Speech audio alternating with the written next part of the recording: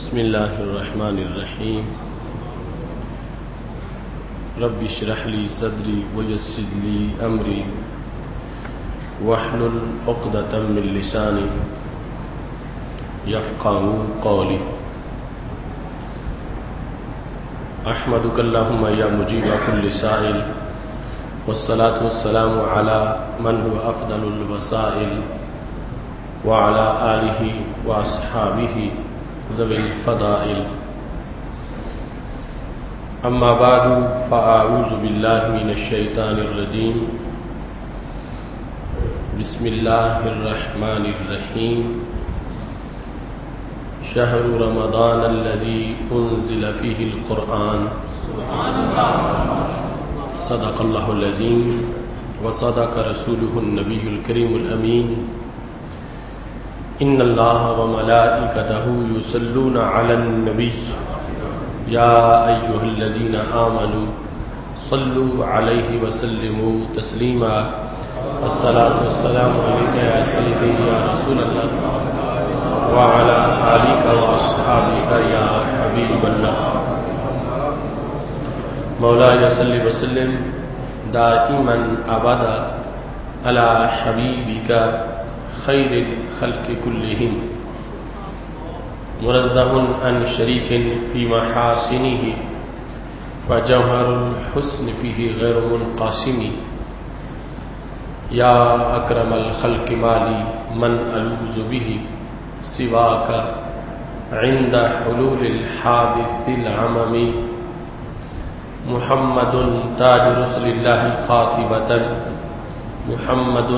صادق الاقوال والکلم محمد ذکرہ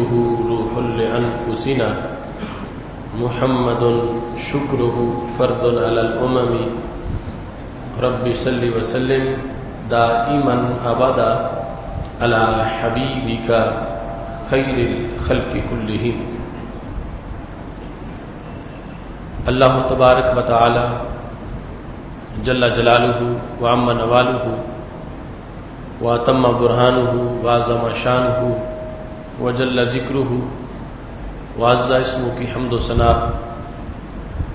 اور حضور سرور کائنات مفخر موجودات زینت بزم کائنات دستگیر جہاں غم گسار زماں سید سروراں حامی بے کساں قائد المرسلین خاتم النبیین احمد مجتبی جناب محمد مصطفیٰ صلی اللہ علیہ وآلہ وصحابہ وبارک وسلم کے دربار گہربار میں ہدیہ درود و سلام عرض کرنے کے بعد نہایت ہی معزز و محتشم سامعین حضرات، رب ذوالجلال کے فضل اور توفیق سے ماہ رمضان المبارک کے پر نور لمحات بالکل قریب آ گئے ہیں۔ رب ذوالجلال کا کروڑوں بار شکر ہے کہ اس نے ہمیں استقبال رمضان کی توفیق عطا فرمائی ہے۔ اس سے دعا ہے کہ وہ ہمیں صحت و عافیت کے ساتھ اس مہینے کو اعمال صالحہ سے بھرپور کرنے کی توفیق عطا فرمائے اور خالق کائنات جل جلالہ ہم سب کو دارین کی سعادتیں عطا فرمائے۔ رمضان المبارک کا مہینہ امت مسلمہ کے لیے علم و عمل کے لحاظ سے آگے بڑھنے کا مہینہ ہے، چونکہ قرآن مجید برہان رشید جو انسانی عظمت کا اور ترقی کا محور ہے، اس کا نزول اسی مقدس مہینے میں ہوا، اور اس مہینے کا تعارف کرواتے ہوئے رب ذوالجلال نے اس کی امتیازی شان یہ بیان کی، شہر رمضان الذی انزل فیہ القرآن، کہ رمضان کا مہینہ وہ مہینہ ہے جس میں قرآن کو نازل کیا گیا. نزول قرآن کی وجہ سے رمضان المبارک باقی مہینوں میں سے ممتاز مہینہ ہے. سید عالم نور مجسم شفیع معظم صلی اللہ علیہ وسلم نے ماہ رمضان المبارک کی عظمت اور اس کی رحمتوں کو واضح کرتے ہوئے متعدد مقامات پر اور متعدد مجالس میں متعدد فرامین میں اس کی انفرادیت کو اور امت مسلمہ کے لیے جو اس کی حیثیت ہے اس کو واضح کیا. سید عالم نور مجسم شفیع معظم صلی اللہ علیہ وسلم کا کرم جو اس امت کے لیے ہے اور پوری انسانیت کے لیے، اس کی مناسبت اور رب ذوالجلال کے کرم کی مناسبت اور رمضان میں جو انسانوں پر اللہ کی رحمت برستی ہے اس کی مناسبت حضرت عبداللہ بن عباس رضی اللہ تعالی عنہ سے مروی حدیث میں موجود ہے، جو کہ بخاری میں بھی ہے اور مسلم شریف میں بھی ہے، کہ نبی اکرم صلی اللہ علیہ وسلم کے بارے میں صحابہ کرام علیہم رضوان کا یہ حتمی نظریہ تھا، کان اجود الناس، کہ نبی اکرم نور مجسم شفیع معظم صلی اللہ علیہ وسلم تمام بنی نوع انسان میں سے سب سے زیادہ جود والے تھے. دوسری جگہ جو حدیث شریف میں بخاری میں موجود ہے کہ رسول اللہ صلی اللہ علیہ وسلم ارشاد فرماتے ہیں اللہ اجود و جودا، سب سے زیادہ جود رب ذوالجلال کا ہے، ثم انا اجود بنی آدم، اللہ کے بعد تمام انسانوں میں سے میرا جود سب سے زیادہ. یہاں پر حضرت عبداللہ بن عباس رضی اللہ تعالی عنہ کا یہ کہنا کان النبی صلی اللہ علیہ وسلم اجود الناس، نبی اکرم نور مجسم شفیع معظم صلی اللہ علیہ وسلم تمام لوگوں میں سے زیادہ جود والے تھے. اس کی ایک وجہ یہ ہو سکتی ہے کہ حضرت عبداللہ بن عباس رضی اللہ تعالی عنہ نے خود رسول اللہ صلی اللہ علیہ وسلم سے جو حدیث شریف پہلے میں نے ذکر کی اسے سنا اور اس سے اپنے طور پر بھی نتیجہ اخذ کر لیا کہ جب نبی اکرم صلی اللہ علیہ وسلم نے خود فرمایا ہے آنا اجود بنی آدم،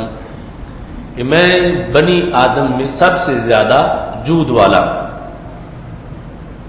تو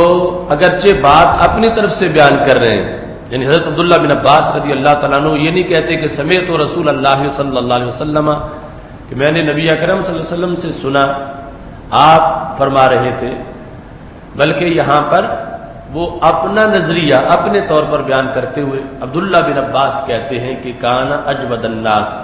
کہ نبی اکرم نور مجسم شفیع معظم صلی اللہ علیہ وسلم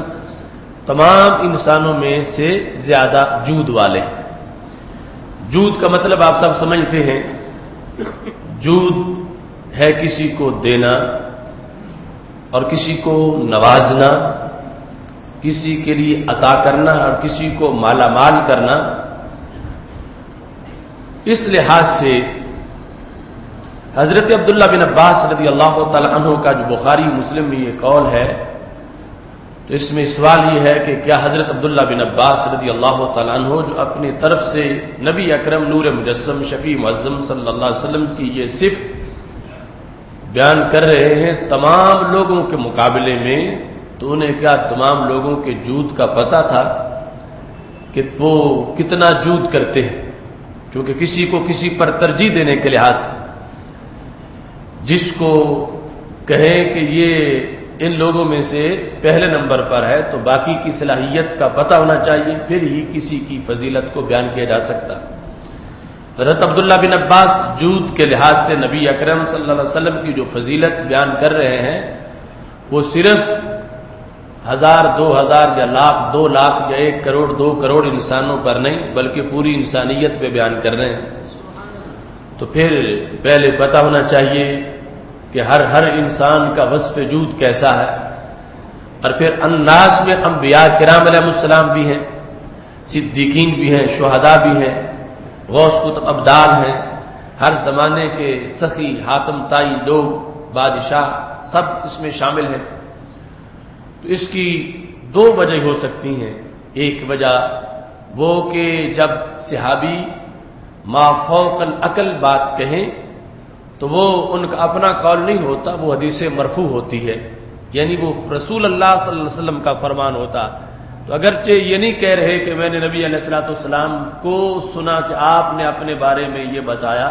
یہاں اپنی طرف سے بیان کر رہے ہیں، لیکن ان کے سامنے وہ دوسری حدیث شریف ہے یا اس کے علاوہ نبی اکرم صلی اللہ علیہ وسلم سے کوئی بات سنی ہوئی ہے جس کے نتیجہ میں کہ سرکار نے خود بیان کیا کہ جتنا میرا جود ہے اتنا کسی کا جود نہیں ہے. تو حضرت عبداللہ بن عباس رضی اللہ تعالیٰ عنہ اس کو سامنے رکھ کر اپنی طرف سے اپنا نظریہ بیان کر رہے. اور دوسری وجہ یہ ہے کہ شان رسالت کو تول کے نہیں سینہ کھول کے مانا جاتا ہے. تو حضرت عبداللہ بن عباس نے اگرچہ نہ پہلی دنیا دیکھی ہے اور نہ بعد والی دنیا دیکھی ہے، لیکن جن حالات میں موجود تھے، جو لوگ سامنے تھے، ان کے لحاظ سے جب انہوں نے دیکھ لیا کہ جتنا جود ہمارے نبی علیہ الصلوۃ والسلام کا ہے اتنا کسی کا نہیں، کیونکہ صحابہ میں مشہور تھا، اس زمانے کے لوگ کہتے تھے کہ حضرت محمد صلی اللہ علیہ وسلم اتنے سخی ہیں کہ 2 پہاڑوں کے درمیان بھری ہوئی وادی بکریوں کی بھی عطا فرما دیتے ہیں. تو اس بنیاد پر شان رسالت کو ماننے کا چونکہ طریقہ یہ ہے کہ جب کچھ بھی سامنے آئے تو بہت کچھ مانا جاتا، جس طرح حضرت سیدنا علی رضی اللہ تعالیٰ عنہ کہتے ہیں لم ارى مثلہ قبلہ ولا بعدہ، میں نے نبی اکرم صلی اللہ علیہ وسلم جیسا کوئی نہیں دیکھا، نہ آپ سے پہلے نہ آپ کے بعد. تو سوال محدثین نے یہ کیا کہ آپ کے بعد والا تو ٹھیک ہے کہ رسول اللہ صلی اللہ علیہ وسلم تشریف لے گئے تو حضرت علی پھر بھی دنیا میں تھے، تو یہ کہیں کہ آپ کے بعد بھی میں نے آپ جیسا کوئی نہیں دیکھا، مگر پہلے جو کوئی نہیں دیکھا. یہ تب ہو سکتا ہے کہ حضرت علی کی عمر بڑی ہو، وہ دنیا میں پہلے آئے ہو اور پہلے بھی دیکھا ہو اور پھر نبی علیہ الصلوۃ والسلام کو بھی دیکھا ہو اور کہا کہ میں نے پہلے بھی آپ جیسا کوئی نہیں دیکھا اور میں نے بعد میں بھی کوئی نہیں دیکھا، جبکہ ان کی ولادت ہی نبی علیہ الصلوۃ والسلام کے بعد ہوئی ہے. تو پھر یہ کیسے کہہ سکتے ہیں کہ میں نے آپ سے پہلے بھی آپ جیسا کوئی نہیں دیکھا؟ تو اس پر محدثین کہتے ہیں اصل بات شان رسالت کی ہے، یہاں تول کے نہیں سینہ کھول کے مانا جاتا. جب ایک جہت سامنے ہے کہ بعد میں ان جیسا کوئی نہیں تو دل گواہی دیتا ہے پھر پہلے بھی ان جیسا کوئی نہیں ہے. تو یہ جو انداز تھا اس کے پیش نظر حضرت عبداللہ بن عباس رضی اللہ تعالیٰ عنہ نے اپنے طور پر بھی، اگرچہ سرکار کا اس حدیث میں حوالہ نہیں دے رہے کہ نبی علیہ السلام نے فرمایا تھا، اپنے طور پر کہتے کہ کان النبی صلی اللہ علیہ وسلم اجود الناس، کہ بنی نوع انسان میں جتنا نوازنے کا سلیقہ ہمارے نبی علیہ السلام کو ہے اتنا اور کسی کو نہیں.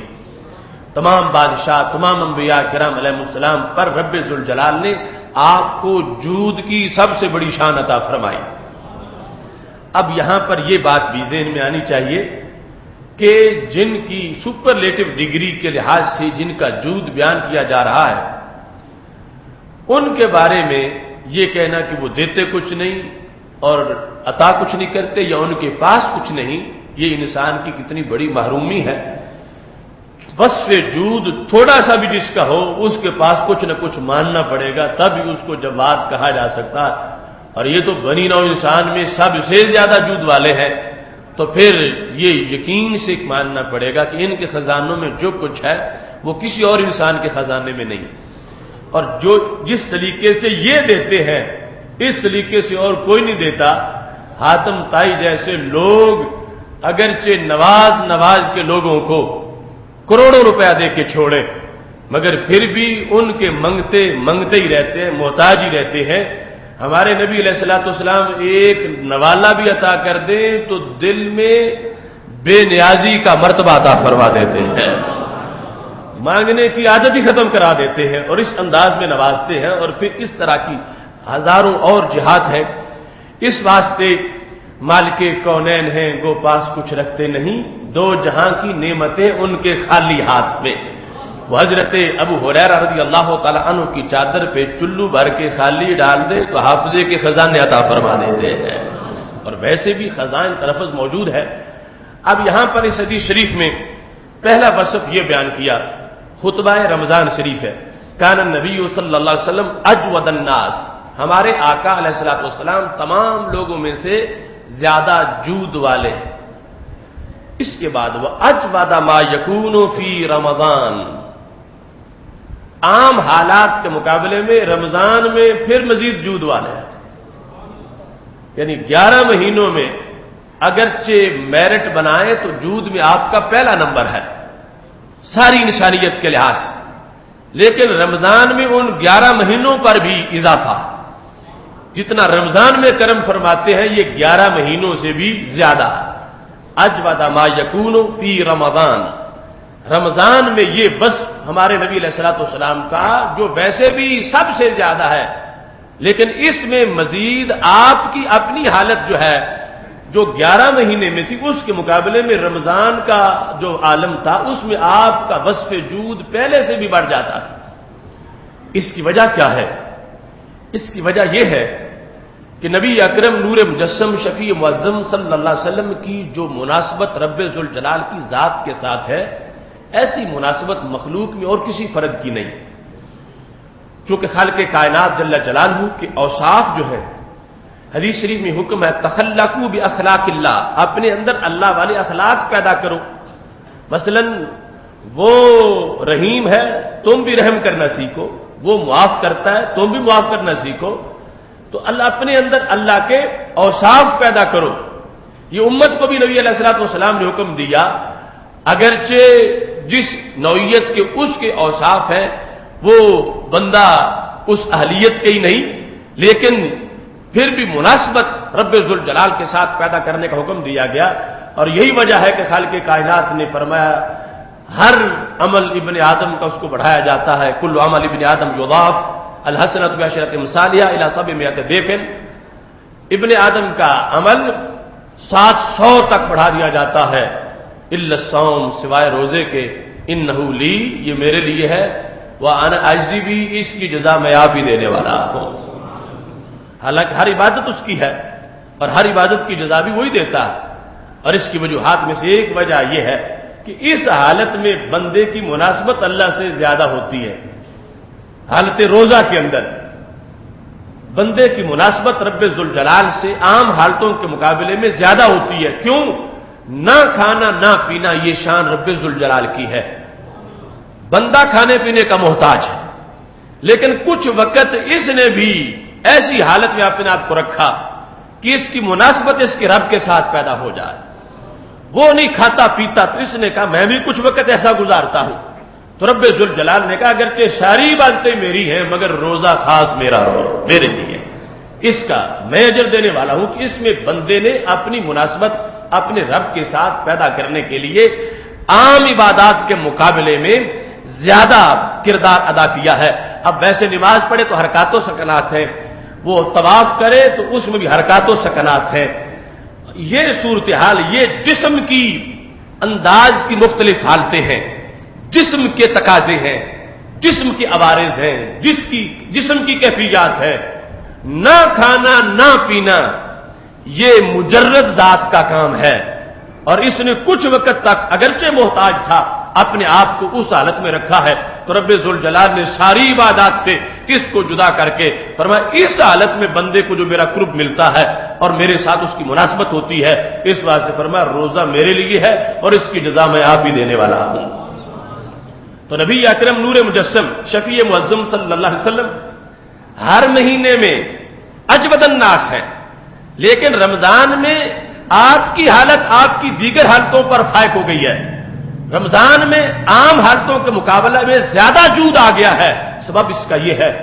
कि जिस रब के साथ आपकी मुनासबत है वो वहदहू ला शरीक खुदा, वो रब इस महीने में ज्यादा जूद करता है।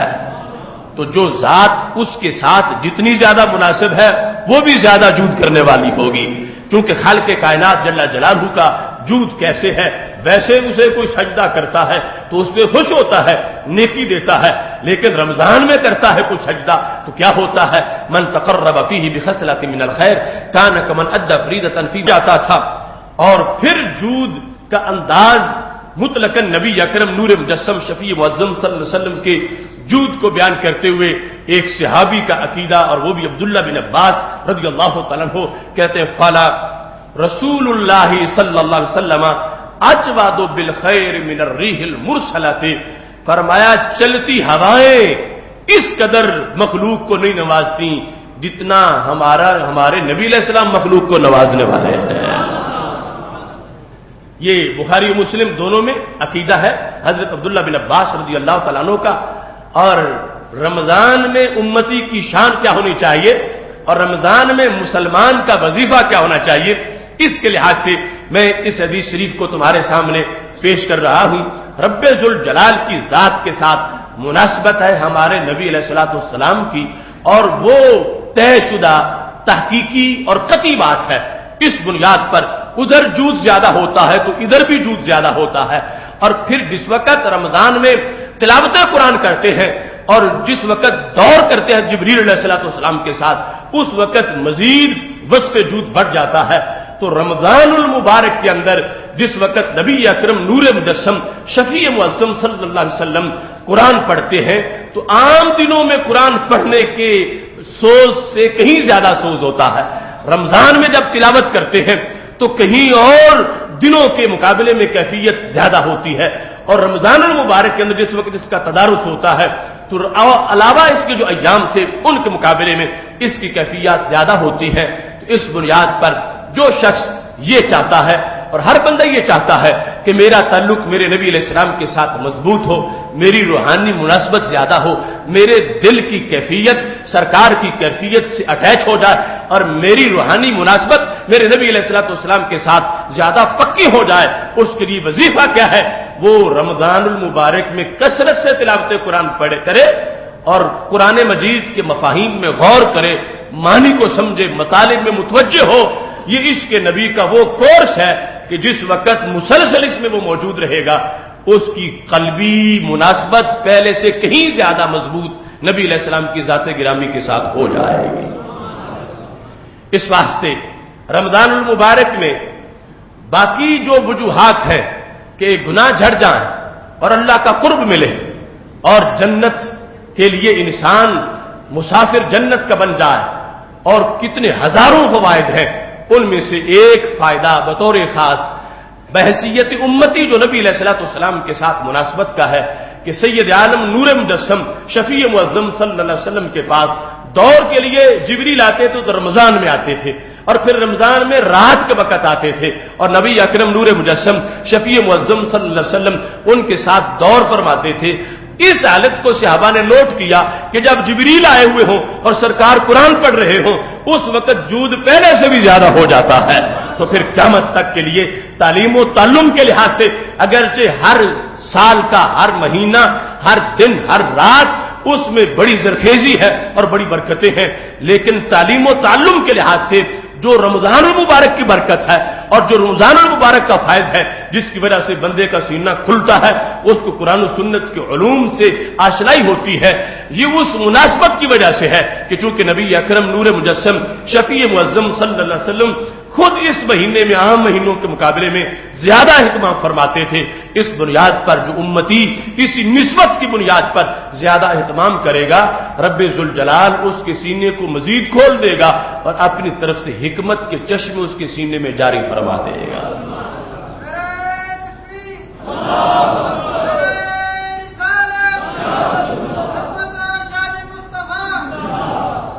تو پتہ چلا کہ جس عقیدے کے ہمراہ رمضان گزارنا ہے وہ عقیدہ بھی اہل سنت کے سینے میں ہی ہو سکتا ہے۔ اس واسطے کی حدیث شریف ہے جو اس کا آخری حصہ ہے وہ ہے قال رسول اللہ صلی اللہ علیہ وسلم اجود بالخیر من الریح المرسلہ، کہ نبی اکرم نور مجسم شفیع معظم صلی اللہ علیہ وسلم خیر دینے میں چلتی ہواؤں سے بھی زیادہ جود والے ہیں۔ ریح مرسلہ، اس کی دلیل پر غور کرتے ہوئے امام زرقانی نے یہ لکھا کہ آخر ہوا جب چلتی ہے تو یک وقت لاکھوں پتوں کروڑوں درختوں سے گزرتی ہے اور کتنی مخلوقات اس سے فائدہ اٹھاتی ہیں، یہاں تک کہ سوراخوں کے اندر چیونٹی تک بھی پہنچ جاتی ہے، اور زمین کے اوپر جو کچھ ہے، فضاؤں میں جو کچھ ہے،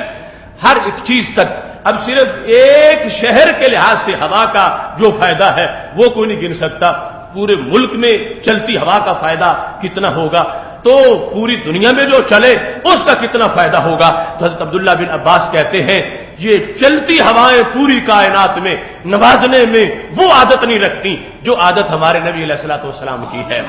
اس واسطے یہ نہیں کہا کہ وہ چلتی ہواؤں جیسا نوازتے ہیں، فرمانی اجود من الریح المرسلہ، وہ چلتی ہواؤں سے کہیں زیادہ نوازنے والے ہیں،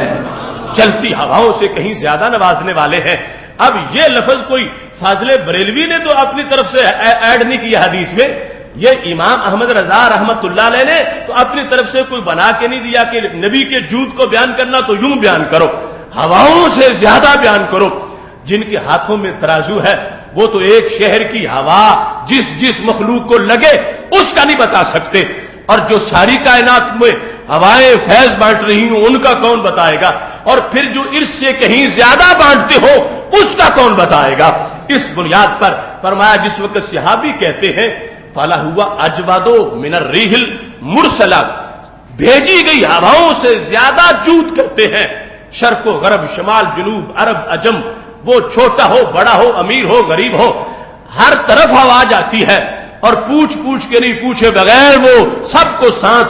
کے لیے ریلیف فراہم کرتی ہے اور سارے لوگ اس میں سانس لیتے ہیں۔ پر اجوادو یہ ہواؤں کے برابر نہیں، ہواؤں سے زیادہ نوازنے کا رب نے ان کو حصہ عطا فرمایا ہے۔ اب یہ صورتحال ایک باقاعدہ دعوت فکر کی ہے کہ آج جو نبی اکرم نور مجسم شفیع معظم صلی اللہ علیہ وسلم کو اپنے جیسا کہیں، ان کی مثل سارے بادشاہ مل کے بھی جود میں نہیں ہو سکتے، اور وہ جو دینے کا انداز صحابہ کرام علیہم رضوان کے لحاظ سے ہے وہ ہواؤں سے بھی زیادہ عطا فرماتے ہیں۔ اس عجبت کی وجہ بیان کی امام زرکانی نے، کہتے لأن الجود منہ صلی اللہ علیہ وسلم حقیقی ومن الریح مجازی، فرما ہوا جو نوازتی ہے تو مجازن نوازتی ہے، اور مدینے والی سرکار نوازتی ہے تو حقیقتاً نوازتی ہے۔ ان کا وصف جود صلی اللہ علیہ وسلم کا وصف جود حقیقی ہے اور ہوا کا وصف جود مجازی ہے۔ ایک یہ وجہ ہے، اور دوسری وجہ کیا ہے؟ فرما ہوا جیسی بھی ہو، جتنی آندھیاں اس کے اندر ہوں، جتنے طوفان ہوں، جتنی اس کی چلنے کو عادت ہو، لیکن کبھی رک جاتی ہے اور کبھی ٹھہر جاتی ہے، اس وقت اس کو مرسلہ نہیں کہا جاتا، اس وقت وہ ساکنہ ہے، ٹھہر گئی ہے۔ فرما ہوا کی عادت میں تو ٹھہر جانا ہے، مگر ہمارے نبی علیہ السلام کی کرم کی جو برسات ہے کبھی بھی نہیں رکتی، اور ہر وقت کرم ہوتا رہتا ہے، ہر وقت یہ کرم کی ہوا چلتی ہے، ہر وقت اس کے اندر ایک عروج رہتا ہے، کبھی زوال نہیں جاتا۔ وَلَلْآخِرَةُ خَيْرٌ لَكَ مِنَ الْأُولَىٰ، ہر بعد والی گھڑی پہلے سے زیادہ نوازشات والی ہوتی ہے۔ اس واسطے کہنے لگے کہ حضرت عبداللہ بن عباس رضی اللہ تعالیٰ عنہ نے محض جذباتی طور پر نہیں کہہ دیا کہ ہواؤں سے زیادہ نوازنے والے ہیں، ان کی دلیلیں یہ ہیں کہ ہوا بالآخر رک جاتی ہے، ساکن ہو جاتی ہے، لوگ کہتے حبس ہو گیا ہے، ہوا نہیں چل رہی۔ یہ ہوائیں جن کے جود کو دنیا سلام کرتی ہے، یہ ہوائیں بالآخر حبس میں لوگوں کو مبتلا کر دیتی ہیں، مگر مدینہ شریف سے چلنے والی سرکار کے نور کی ٹھنڈی ہوا کبھی بھی مخلوق کو حبس میں نہیں رکھتی، ہر وقت اپنی تازگی عطا فرماتی ہے۔ یہ امام زرقانی نے اس کی وجہ بیان کی، اجود من الریح المرسلہ۔ تو اس بنیاد پر سید عالم نور مجسم شفیع معظم صلی اللہ علیہ وسلم کے ساتھ امتی کی مناسبت ہر وقت ہوتی ہے، ہر مہینے میں ہوتی ہے، اور موسم ہر وقت اپنی روحانی ترقی کا ہوتا ہے، لیکن رمضان بطور خاص سید عالم نور مجسم شفیع معظم صلی اللہ علیہ وسلم چونکہ خود ان کی عادت مبارک اور نوازشات کے لحاظ سے یہ وسط موجود تھا، لہذا جو امتی یہ چاہتا ہے کہ میری آپ سے روحانی نسبت پکی ہو اور مناسبت فیض لینے کے لحاظ سے میری مزید بڑھ جائے، وہ اس مہینے میں عشق کا جو کورس کرتا ہے رب ذوالجلال اس کو باطن کی مزید روشنی عطا فرما دیتا ہے۔ اس سلسلہ میں یہ بات بھی بطور خاص ذہن میں رکھنی چاہیے کہ جبریل کے آنے پر جو وصف زیادہ ہو جاتا ہے، تو اس میں کوئی یہ نہ سمجھے کہ شاید جبریل آپ کو کچھ دیتے ہیں تو اضافہ ہو جاتا، وہ تو دربان ہے میرے نبی علیہ السلام کے. اور انما اللہ معطی وانا قاسم، سرکار فرماتے ہیں رب دیتا ہے اور میں بانٹتا ہوں، اور بانٹتے ساری کائنات کو ہے. ان میں جبریل علیہ الصلوۃ والسلام بھی منتے ہیں، وہ رب ذوالجلال کے عظیم فرشتے جو عظمت اللہ نے ان کو عطا فرمائی. نبی اکرم نور مجسم شفیع معظم صلی اللہ علیہ وسلم کے پاس آتے ہیں تو اس وقت جو سرکار دو عالم صلی اللہ علیہ وسلم کا جود پہلے سے بڑھ جاتا ہے، اس کا نقطہ تعلیم و تعلم کا عمل اور درس و تدریس کا وظیفہ اور تلاوت قرآن مجید کی وجہ سے لوگوں کو متوجہ کرنا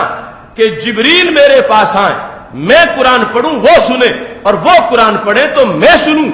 میرے جود میں جب اضافہ ہوتا ہے اور میری طبیعت کے اندر پہلے سے زیادہ کہیں عروج آتا ہے اور کہیں نور کا مزید نکھار آ جاتا ہے، قیامت تک کے لیے تعلیم و تعلم اور درس و تدریس کا عمل جو رمضان میں ہے اس کی شان کو ظاہر کر دیا گیا حدیث شریف کے اندر کہ اس موقع پر حالانکہ جبریل بحیثیت خادم آئے ہیں اور سرکار قرآن پڑھتے ہیں وہ سنتے ہیں، تو جو جانبین پر مشتمل عمل ہے اس کو تدارس کہا جاتا ہے، اس کو دور کہا جاتا ہے. تو اس بنیاد پر جو امت اس کام میں لگ جائے گی، ایک درس دے گا دوسرے لیں گے، ایک پڑھائے گا دوسرے پڑھیں گے، تو یہ سید عالم نور مجسم شفیع معظم صلی اللہ علیہ وسلم کی اس سنت پہ عمل کی وجہ سے خالق کائنات جل جلالہ ان کو بھی اپنی خصوصی فضل سے مالا مال فرما دے گا. اس لیے رمضان میں فہم دین کے جو لمحات ہیں وہ خاص مناسبت کے حامل ہیں کہ سید عالم نور مجسم شفیع معظم صلی اللہ علیہ وسلم کے ساتھ دور جبریل رمضان کے علاوہ نہیں کرتے تھے، رمضان میں کرتے تھے، اور پھر وہ وقت جو ہے وہ مزید جود کا وقت ہے. اس بنیاد پر اس کے اندر چونکہ نزول قرآن کا مہینہ ہے اور نبی اکرم نور مجسم شفیع معظم صلی اللہ علیہ وسلم نے اس کو خصوصی نسبت عطا فرمائی ہے، اس واسطے باقی اوقات کے علاوہ اس میں فہم دین کے لیے سینہ زیادہ کھلتا ہے اور شرح صدر کے زیادہ چانسز موجود ہوتے ہیں. پاک محبوب علیہ الصلوۃ والسلام نے اس میں جو کچھ ہمیں دیا وہ ایک طرف، اس کی نسبت اگر پرانی دیکھیں تو رمضان المبارک شروع سے ہی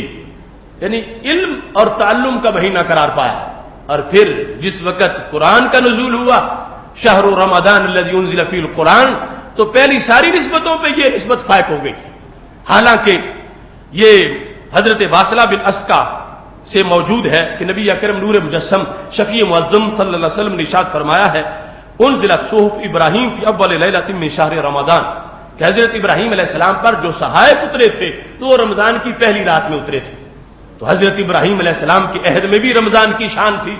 کہ صحائف کا نزول اس مہینے کے اندر ہوا. وہ انزلت التوراۃ لست مضین من رمضان، اور رمضان کے 6 دن گزر چکے تھے تو تورات کا نزول ہوا تھا، اس لیے نزول تورات بھی رمضان کے اندر ہے. وہ انزلت انجیل لثلاث عشر خلق من رمضان،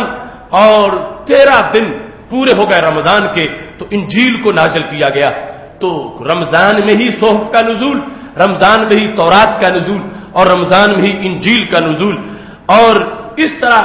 یہ ساری نسبتیں پہلے بھی علمی اس کو حاصل ہیں، لیکن قرآن کی نسبت ہر نسبت پہ غالب آ گئی کہ رب ذوالجلال نے جو تعارف کروایا قرآن مجید میں تو یہ نہیں فرمایا کہ شہر رمضان الذی انزل فیہ الصحف، کہ رمضان وہ ہے جس میں صحف کا نزول کیا گیا، یا انزل فیہ الانجیل جس میں انجیل کو اتارا گیا، یا انزل فیہ تورات جس میں تورات کو اتارا گیا. وہ ساری باتیں ٹھیک تھیں، لیکن جب بڑا وصف آ جائے تو چھوٹے خود بخود اس میں سمٹ جاتے ہیں. فرمایا یہ وہ مہینہ ہے کہ جس میں رب ذوالجلال نے قرآن کو نازل فرمایا ہے.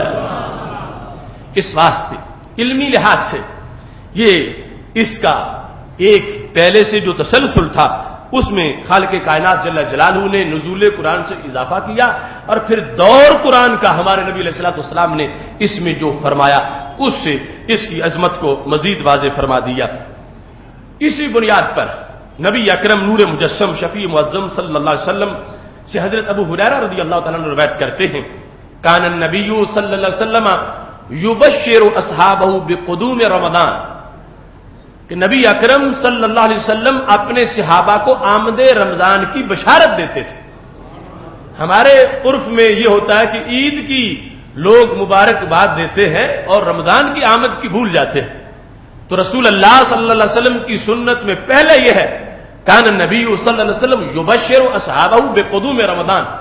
رمضان کے آنے کی صحابہ کو بشارت دیتے تھے، صحابہ خوشخبری ہے کہ رمضان آ گیا ہے، مبارک ہو تمہیں رمضان آ گیا ہے۔ رمضان کے چاند کے طلوع ہونے پر نبی اکرم نور مجسم شفیع معظم صلی اللہ علیہ وسلم اپنے صحابہ کرام علیہم رضوان کو خوشخبری سناتے تھے اور پھر احساس دلاتے ہوئے فرمایا کرتے تھے من حرم خیرہ فقد حرم الخیر الکثیر، جو رمضان کے خیر سے محروم ہوا وہ خیر کثیر سے محروم ہو گیا۔ اس واسطے کوئی اپنے آپ کو غفلت کی طرف نہ لے جائے، فرمایا جو اس کی خیر سے محروم ہوا وہ چھوٹے خیر سے نہیں بلکہ خیر کثیر سے محروم ہو گیا۔ اس واسطے اس مقام پر علماء نے اس حدیث سے استدلال کرتے ہوئے کہا کہ ہمیں بھی اپنے ماحول میں آمد رمضان کی تہنیت دینی چاہیے، ہدیہ تبریک پیش کرنا چاہیے، مبارکباد دینی چاہیے ایک دوسرے کو کہ رمضان المبارک کا مقدس مہینہ آ گیا ہے، اس کے آ جانے کے بعد یہ مبارکباد ایک دوسرے کو دینی چاہیے۔ دوسری حدیث شریف جو طبرانی نے روایت کی ہے اس میں نبی اکرم صلی اللہ علیہ وسلم کا جو رمضان کے لیے شوق تھا اس لحاظ سے کہ امت کو شوق دلا ہے، ویسے تو ہر چیز کائنات کی آپ کے شوق میں ہے، تو رمضان المبارک کے لحاظ سے ہمارے نبی علیہ الصلوۃ والسلام دعائیں مانگا کرتے تھے اور پہلے سے شروع کر دیتے تھے۔ فکان اذا دخل شہر رجب و شعبان، جب رجب کا مہینہ آتا اس مہینے میں اور پھر شعبان کے مہینے میں، ان دونوں مہینوں میں ہمارے نبی علیہ الصلوۃ والسلام دعا مانگا کرتے تھے اللہم بارک لنا فی رجب و شعبان، اے اللہ رجب اور شعبان میں ہمیں برکت دے، وبلغنا رمضان، اور ہمیں رمضان تک پہنچا دے۔ اللہم بارک لنا فی رجب و شعبان، یعنی رجب کا چاند طلوع ہوا تو یہ دعا شروع کر دی اے اللہ برکت دے ہمیں رجب میں اور برکت دے ہمیں شعبان میں۔ یہ دونوں مہینے جو ہے ان میں برکت کی دعا مانگتے مانگتے فرماتے تھے کیا وبلغنا رمضان، اے اللہ رمضان تک پہنچا، یعنی کہیں ایسا نہ ہو کہ رمضان سے پہلے دنیا سے چلے جائیں، رمضان تک ہمیں پہنچا۔ بلغنا رمضان یعنی اپنے اس ماحول کے لیے 2 مہینے سے باقاعدہ شوق دلانے کے لیے جب سرکار دو عالم صلی اللہ علیہ وسلم کی زبان سے یہ لفظ نکلتے صحابہ جھوم اٹھتے بلغنا رمضان، اے اللہ میرے پورے کارواں کو رمضان تک پہنچا، میرے صحابہ کو صحت و عافیت کے ساتھ رمضان تک لے جا۔ بلغنا رمضان یعنی آمد رمضان کے 2 مہینے پہلے یاد رمضان، اور رمضان کے لحاظ سے نبی اکرم نور مجسم شفیع معظم صلی اللہ علیہ وسلم نے صحابہ کرام علیہم رضوان میں شوق پیدا کرنے کے لیے بلغنا رمضان، اے اللہ رمضان سے ہم دور نہ رہیں، ہمیں رمضان تک پہنچا دے۔ حالانکہ جو روٹین جاری ہے ہر مہینے کے بعد اگلا مہینہ آنا ہی ہوتا ہے، لیکن اس کے باوجود کسی کی آمد کے لیے دعائیں مانگنا یہ اس کا استقبال ہوتا ہے، یہ اس کے لیے دل کا شوق ہوتا ہے، اور یہ اس کے لحاظ سے اس کی ویلیو کو اجاگر کرنا ہوتا ہے، ورنہ روٹین کے مطابق یہ ہے کہ اگلے مہینے نے آنا ہے، لیکن فرمایا بلغنا رمضان تاکہ میرے صحابہ مجھ سے سنیں تو تابعین کو بتائیں اور تابعین تبع تابعین کو بتائیں، اور قیامت تک میری امت میں رمضان کا شوق پیدا ہو، اور پہلے سے یہ بتایا جائے کہ بلغنا رمضان، اے اللہ ہمیں رمضان تک پہنچا دے۔ اس مقام پر سید عالم نور مجسم شفیع معظم صلی اللہ علیہ وسلم کے وہ الفاظ بھی موجود ہیں جو رمضان کے چاند کے ساتھ خاص ہے۔ ویسے تو ہر چاند جو ہے اس کو دیکھیں تو دیکھ کے دعا مانگنی ہے اس کے لیے، وہ جو چاند طلوع ہو رہا ہے، لیکن جو رمضان کا چاند ہے اس کی خاص دعا ہے۔ نبی اکرم نور مجسم شفیع معظم صلی اللہ علیہ وسلم سے حضرت انس رضی اللہ تعالیٰ نے روایت کیا ہے، اور سیاستہ میں سے نسائی شریف میں یہ حدیث شریف موجود ہے، ہمارے آقا علیہ الصلوۃ والسلام کان علیہ الصلوۃ والسلام اذا رأى ہلال رمضان، جب رمضان کا چاند دیکھا کرتے تھے تو کیا فرماتے تھے حلال رشد و خیر، یہ ہدایت کا چاند ہے اور یہ خیر کا چاند ہے۔ رمضان کے چاند کو دیکھ کر فرمایا حلالہ رشدن و خیر، یہ رشد اور خیر کا چاند ہے، ہدایت اور خیر کا چاند ہے۔ متعدد بار یہ لفظ بولتے اور ساتھ یہ فرماتے آمنت بالذی خلقک، میں اس رب پہ ایمان لایا ہوں جس نے اے رمضان کے چاند تجھے پیدا کیا ہے۔ بالذی خلقک، آمنت بالذی خلقک، میں ایمان لایا اس ذات پہ جس ذات نے اے رمضان کے چاند تجھے پیدا کیا ہے۔ تو یہاں پر بھی شوق دلایا کہ جو ایمان پہلے ہے پھر اس کو دہرایا کہ میں ایمان لایا، میرا ایمان ہے اس رب پہ کہ جس رب نے اے رمضان کے چاند تجھے پیدا کیا ہے۔ سید عالم نور مجسم شفیع معظم صلی اللہ علیہ وسلم نے یہاں پر یہ الفاظ بطور خاص اس لیے بھی بولے کہ اس ماحول میں کچھ لوگ جو عہد جاہلیت میں چاند کی پوجا کرتے تھے اور چاند کی پرستش کرتے تھے، تو آپ نے اس موقع پر بھی توحید کا اعلان کیا۔ چاند اچھا ہے، چاند طلوع ہوا ہے، مگر یہ اللہ نہیں، اللہ کی مخلوق ہے۔ آمنت بالذی خلقک، میں تو اس رب کو مانتا ہوں جس رب نے چاند تجھے پیدا کیا ہے۔ تو وہ جو چاند کو سجدے کرنے والے، چاند کی پرستش کرنے والے، ان پر واضح کر دیا کہ یہ چاند مخلوق ہے، یہ چاند خالق نہیں ہے، اس کو مانو جس نے اس چاند کو پیدا کیا ہے۔ یقیناً جس وقت کسی چیز سے پیار ہوتا ہے اس سے اس امر کا اظہار بھی ہوتا ہے۔ چاند کو دیکھا اور سید عالم نور مجسم شفیع معظم صلی اللہ علیہ وسلم چونکہ رمضان سے پیار کر رہے ہیں، تو جو چاند رمضان کی خوشخبری لے کے آیا ہے، سرکار اس کو خطاب کر کے کہ جس رب نے تجھے پیدا کیا میں اس رب پہ ایمان لایا ہوں، یہ ایک محبت کا انداز ہے۔ یہ چاند جو رمضان کا ہے، یہ چاند جو رمضان کا ہے، اس کا حوالہ دے کر بھی رب کی توصیف کی جاتی ہے۔ اور وہ چاند جو حضرت سیدہ آمنہ رضی اللہ تعالی عنہا کے چاند ہیں، جس سہانی گھڑی چمکا طیبہ کا چاند، اس دل افروز ساتھ پہ لاکھوں سلام۔ قیامت تک کے لیے ہمارے نبی علیہ الصلوۃ والسلام نے چاند دیکھ کر چاند کے خالق پر ایمان کا جو تقاضا ہے اس کو واضح کیا کہ یہ ظاہری مہینہ اور ظاہری چاندنی اور ظاہری موسم کے لحاظ سے جب میں کہہ رہا ہوں کہ اے چاند تیرے خالق پر میں ایمان لایا، تو جن کے دلوں میں ہر وقت مدینہ کے چاند کی چاندنی ہے، رب کا شکر ادا کرتے ہوئے انہیں یہ کہنا چاہیے اے مدینہ کے چاند ہم تمہارے خالق پر ایمان لانے والے ہیں۔ اعلی حضرت فاضل بریلوی رحمۃ اللہ علیہ نے عجیب منظر خدا کے بخشش میں اس کا ذکر کیا۔ نیا چاند تھا، پرانا آسمان تھا، اور نئے چاند کی پرانے آسمان پر ٹھاٹ پاٹ بہت زیادہ تھی۔ اب اس کا بانک پن، آپ نے فرمایا دل اپنا بھی شیدائی ہے اس ناخن پاکا، اتنا بھی مہے نو پہ نئے چرخے کہن پھول۔ اے چاند، ایک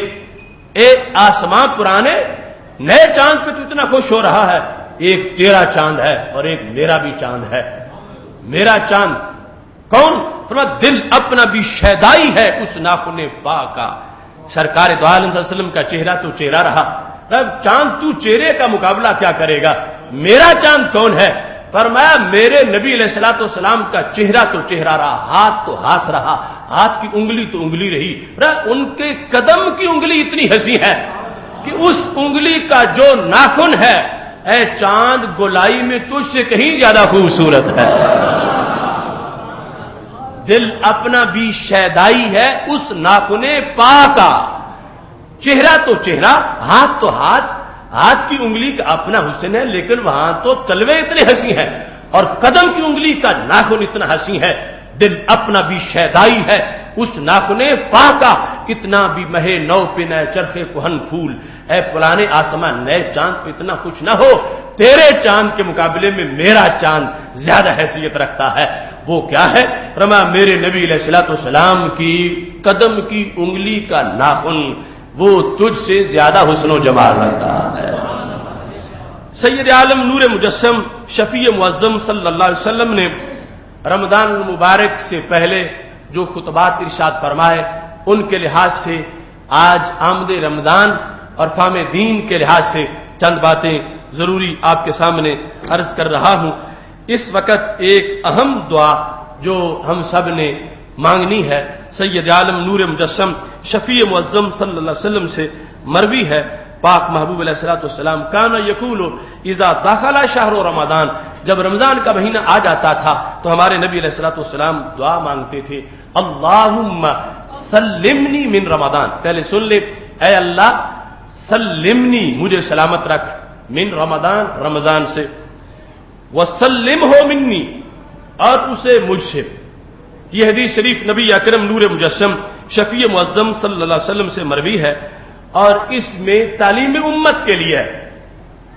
تعلیم امت کے لیے، جس طرح ہمارے نبی علیہ الصلوۃ والسلام نے فرمایا تھا، اے اللہ ثبت قلبی علی دینک، میرا دل دین پہ ثابت رکھ، تو صحابہ سمجھ گئے کہ سرکار کے دل کی بات نہیں، امت کے دل کی بات ہے، کیونکہ سرکار تو توجہ کریں تو کروڑوں دل ثابت ہو جاتے ہیں، یہ کوئی نہ سمجھے کہ اپنے دل کا کوئی خطرہ تھا معاذ اللہ، اس بات سے انس فوراً بولے آفا تخاف علینا، محبوب کیا ہمارے بارے میں آپ کو خطرہ پڑ گیا ہے؟ ان میں سے کوئی بھی ایسا نہیں تھا جو کہتا کہ نبی کو تو معاذ اللہ اپنا خطرہ پڑ گیا ہے، حالانکہ صحابہ عربی تو جانتے ہی تھے کہ سرکار نے ثبت قلبی کہا، یا کا مطلب ہے میرا دل، مگر ساری امت نے یہ سمجھا جو صحابہ بیٹھے ہیں سامنے کہ سرکار کے دل کی بات نہیں، ہمارے دل کی بات ہے، لیکن سرکار قلبی کہے تو امتی قلبی کہے، چونکہ سرکار کے لفظ امتی نے پڑھنے ہیں تو تعلیم امت کے لیے قلبی فرما رہے ہیں کہ میرا دل، تاکہ امتی کہے میرا دل اور سرکار کے لفظوں کی برکت امت میں شامل ہو جائے، اس واسطے میں نے پہلے وضاحت کر دی۔ اب اس میں پہلا حصہ کیا ہے؟ فرمایا اللہم سلمنی من رمضان، اے اللہ مجھے رمضان سے سلامت رکھ۔ اب رمضان تو کرم رحمت ہے، سلامت رکھ کا کیا مطلب ہے؟ فرمایا حتی لا یصیبنی فیہ ما یحول بینی و بین صومی من مرض او غیرہ، کہ میرے اور رمضان میں کوئی ایسی چیز حائل نہ ہو جائے کہ جو نیکی میں رکاوٹ بنے، یعنی بیماری، کوئی اس طرح کی آفت، یہ مطلب تھا اللہم سلمنی من رمضان، مجھے رمضان سے بچا، یعنی رمضان میں بیماری سے بچا، مجھے رمضان سے سالم رکھ، یعنی رمضان میں کوئی ناگہانی مصیبت سے سالم رکھ، سلمنی من رمضان، مجھے رمضان سے سالم رکھ، مجھے رمضان میں کسی جو ایسی بہت زیادہ مصروفیت سے سالم رکھ، مجھے اس سے بچا۔ یہ دعا امت کو پہلے نمبر پہ سکھائی، اور دوسرے نمبر پر فرمایا نبی اکرم صلی اللہ علیہ وسلم نے وسلمہ منی، اس کا لغوی معنی ہے اسے مجھ سے بچا، اسے مجھ سے بچا، پہلا تھا مجھے اس سے بچا، اور دوسرا ہے کہ سلمہ منی، اسے مجھ سے بچا۔ یہ بطور خاص جو تعلیم امت کے لحاظ سے ہے، کیسے؟ فرمایا اسے مجھ سے بچا، کہ امتی دعا مانگتے وقت کہے اے اللہ اسے میری طرف سے بے ادبی سے بچا، کہ ایسا نہ ہو کہ میں اس کی بے ادبی کر بیٹھوں، ایسا نہ ہو کہ میں اس میں گناہ کر بیٹھوں، ایسا نہ ہو کہ میں اس میں نافرمانی کر بیٹھوں، اسے مجھ سے بچا۔ مجھ سے بچا کا مطلب کیا ہے؟ میری غفلت سے بچا، میری بے ادبی سے بچا، میری بے احتیاطی سے بچا، میرے گناہوں سے بچا، اے اللہ اسے مجھ سے بچا، کہ کوئی بھی ایسا کام جو اس کے شایان شان نہ ہو وہ مجھ سے نہ ہونے پائے، بلکہ میں وہ کام کروں جو رمضان کے شایان شان ہے۔ یہ دعا نبی اکرم نور مجسم شفیع معظم صلی اللہ علیہ وسلم رمضان کی آمد پر مانگا کرتے تھے، اس واسطے سارے مل کے دعا مانگو، اللہم سلمنی من رمضان وسلمہ منی، اللہم سلمنی من رمضان وسلمہ منی۔ اس کے درمیان ایک اور فرمودہ ہے، اس میں فرمایا نبی اکرم صلی اللہ علیہ وسلم وسلم رمضان علی، اور میرے لیے رمضان کو سالم رکھ، سلم رمضان علی، میرے لیے رمضان کو سالم رکھ۔ اس کا مطلب کیا ہے؟ کہ رمضان مجھ سے محجوب نہ ہو جائے، رمضان پردے میں نہ ہو جائے، مطلب ہے کہ کہیں چاند